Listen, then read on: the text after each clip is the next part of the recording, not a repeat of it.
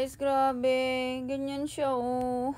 Sobrang nasasaktan na talaga ako, promise. Alam mo yung para siyang tinutusok, ganun, ng karayom, ng maliliit na karayom, yung pakiramdam. Tapos hindi ako masyadong nakatulog kasi sobrang sakit niya talaga, be, as in. Ito yung pinaka-mother niya. Ito yung unang nag-start.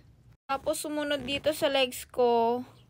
Tapos ito na naman siya, oh. Grabe. Sino ba naman magkaakala yung simpleng rash lang na nakuha? Herpes zoster na pala o shingles.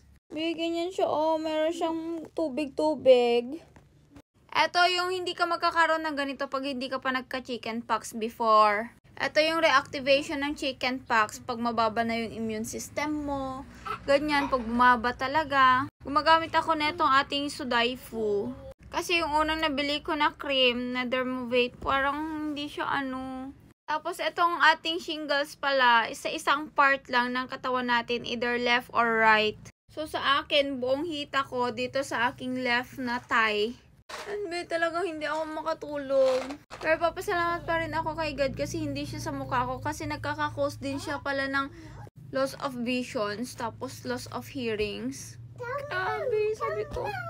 Alam mo yung mapapaiyak ka na lang kasi ang kati talaga tapos parang tinutusok ng sakit-sakit.